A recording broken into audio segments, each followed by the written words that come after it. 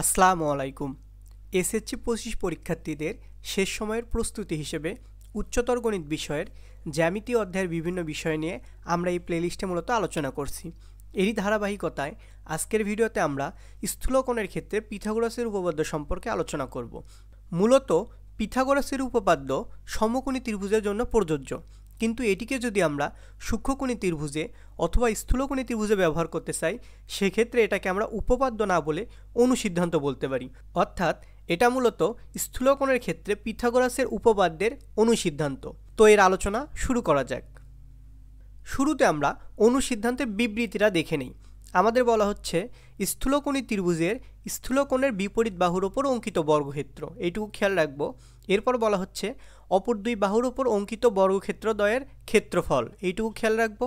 এবং ওই দুই বাহুর যে কোনো একটা ও তার ওপর অপর বাহুর লম্ব অভিক্ষেপ, লম্ব অভিক্ষেপ সম্পর্কে আমরা পূর্বের ভিডিওতে আলোচনা করেছি। তো আপনি যদি এটি সম্পর্কে না জেনে থাকেন তো প্রথমে সেই ভিডিওটি দেখে নেবেন। এরপর বলা হচ্ছে অন্তর্গত আয়তক্ষেত্রের ক্ষেত্রফলের দ্বিগুণের সমষ্টি সমান। তো আমরা একটু পার্ট বাই পার্ট দেখি। আমাদের বলা হচ্ছে স্থূলকোণের বিপরীত বাহুর ওপর অঙ্কিত বর্গক্ষেত্র। চিত্রে এ বি সি একটা স্থূলকোণী ত্রিভুজ। এখানে এই সি কোণটা হচ্ছে আমাদের স্থূলকোণ।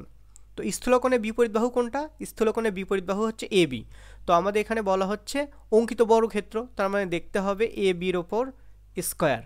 এরপর বলা হচ্ছে অপর দুই বাহুর উপর অঙ্কিত বর্গক্ষেত্র দ্বয়ের ক্ষেত্রফল।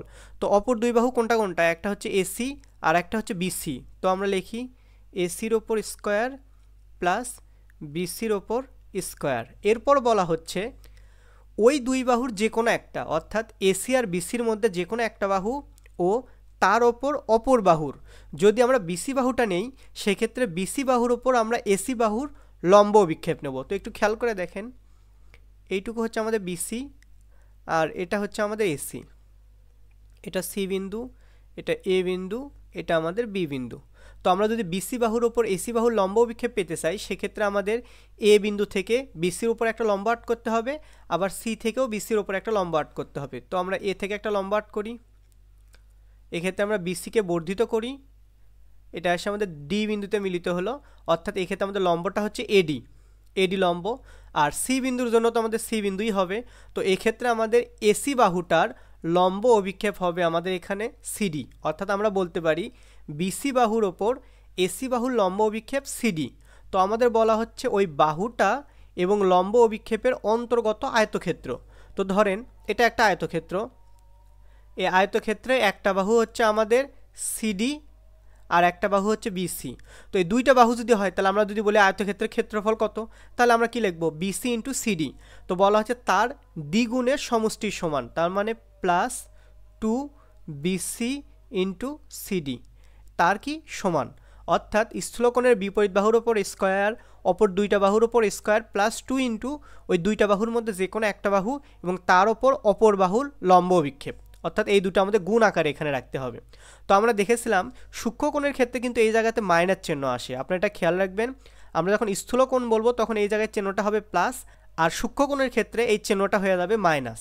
আর সূক্ষ্মকোণের ক্ষেত্রে কিন্তু আমাদের ত্রিভুজটা সূক্ষ্মকোণী ত্রিভুজে হতে পারে, স্থূলকোণী ত্রিভুজে হতে পারে, কিন্তু স্থূলকোণের ক্ষেত্রে এটা আমাদের ফিক্সড, অর্থাৎ এখানে স্থূলকোণী ত্রিভুজই হবে।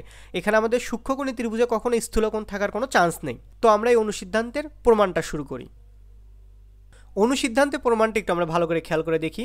আমাদের এই চিত্রে এ বি সি একটা স্থূলকোণী ত্রিভুজ, যার এ সি বি কোণটা হচ্ছে স্থূলকোণ, অর্থাৎ এই কোণটা স্থূলকোণ, এবং এ বি হচ্ছে স্থূলকোণের বিপরীত বাহু। আবার বিসি বাহুর ওপর এসি বাহুর লম্ব অভিক্ষেপ হচ্ছে সিডি, অর্থাৎ আমাদের প্রমাণ করতে হবে A B square is equal A C square plus BC square plus 2 into BC into CD. তো এটা প্রমাণ করার জন্য আমরা খেয়াল রাখবো আমাদের এই চিত্রে দুইটা সমকোণী ত্রিভুজ আছে, একটু খেয়াল করে দেখেন। একটা সমকোণী ত্রিভুজ হচ্ছে আমাদের এ বি ডি আর একটা সমকোণী ত্রিভুজ হচ্ছে আমাদের এ সি ডি।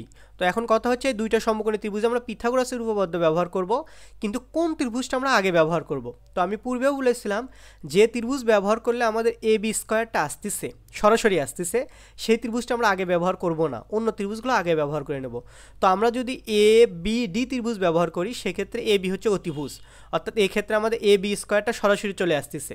তো আমরা এ বি ডি এই ত্রিভুজটা আগে ব্যবহার করব না, আমরা শুরুতে এসিডি ত্রিভুজে পিথাগোরাসের উপপাদ্য ব্যবহার করব। তো আমরা লিখি সমকোণী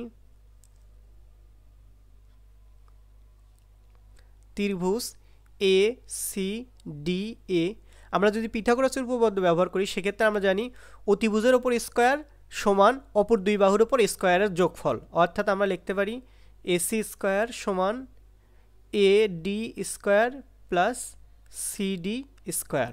এবার আমরা অপর সমকোণী ত্রিভুজ অর্থাৎ এ বি ডিতে পিথাগোরাসের উপপাদ্য ব্যবহার করি। তো আমরা লিখি সমকোণী ত্রিভুজ এ বি ডি এ, আমরা লিখতে পারি অতিভুজ স্কোয়ার, এখানে অতিভুজ হচ্ছে এ বি তার ওপর স্কোয়ার, আর সন্নিহিত দুইটা বাহু একটা হচ্ছে এডি আর একটা হচ্ছে আমাদের বিডি। তো আমরা এখানে লিখব এডির ওপর স্কোয়ার প্লাস বিডির ওপর স্কোয়ার।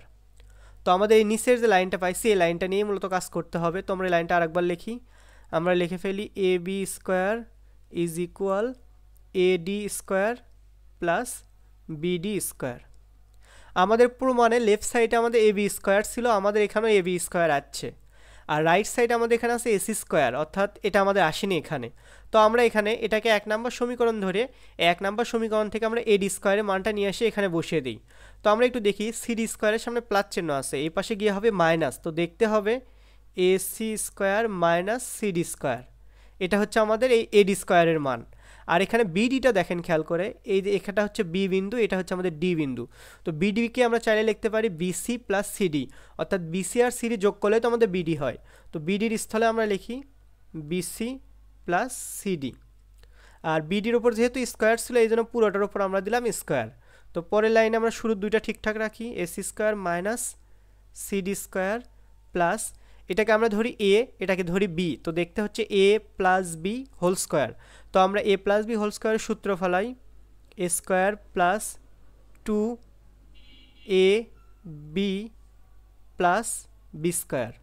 খেয়াল করে দেখেন এখানে আছে মাইনাস সিডি স্কোয়ার, এখানে হচ্ছে আমাদের প্লাস সিডি স্কোয়ার, তো এই দুটো কাটাকাটি হলো, তো আমাদের থেকে যাচ্ছে AC square plus BC square plus 2 into BC into CD, আর লেফট সাইডে আমাদের থেকে যাচ্ছে এ বির ওপর স্কোয়ার। এটাই হচ্ছে স্থূলকোণী ত্রিভুজের ক্ষেত্রে পিথাগোরাসের উপপাদ্যের অনুসিদ্ধান্ত।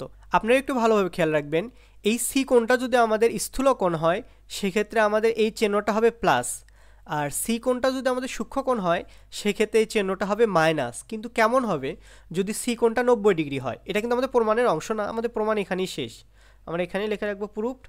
আমাদের অতিরিক্ত যে অংশটুকু সেই অংশটুকু আমরা দেখি, যদি আমাদের এ সি বি কোণটা 90 ডিগ্রি হয়, অর্থাৎ সি কোণটা 90 ডিগ্রি হলে তখন কি ঘটনা ঘটবে খেয়াল করে দেখেন। যদি আমাদের সি কোণটা 90 ডিগ্রি হয় সেক্ষেত্রে কিন্তু আমাদের এই ডি বিন্দু আর সি বিন্দু এই দুইটা একটা বিন্দুকে নির্দেশ করবে। কেন? কারণ দেখতে তখন এই চিত্রটা হবে এমন, এই যে এমন, এটা আমাদের এ, এটা হবে আমাদের সি, এটা হবে আমাদের বি, অর্থাৎ সেক্ষেত্রে ডি বিন্দু আর সি বিন্দু এই দুইটা একে অপরের সাথে মিলে যাবে। সেক্ষেত্রে সিডি বাহুর দৈর্ঘ্য কত হবে? তো সিডি বাহুর দৈর্ঘ্য তখন কত হয়ে যাবে? 0 হয়ে যাবে। তো আমরা এই সমীকরণে সিডির মানটা যদি 0 বসাই সেক্ষেত্রে আমরা পাচ্ছি কত?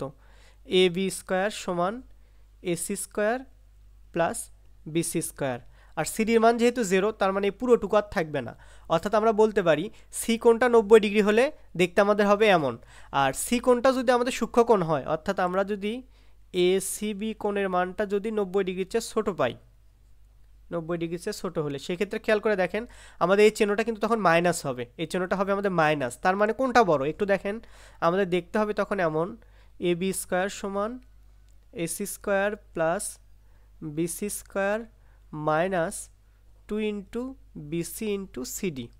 খেয়াল করে দেখেন, ধরেন এইটুকুর মান 10, কথার কথা আমরা ধরে নিলাম এটার মান 10 আর এটার মান ধরে নিলাম 2, তার মানে দেখতে কেমন 10 মাইনাস 2, তাহলে লেফট সাইডের মানটা আমরা কত পাবো? আমরা পাবো 8।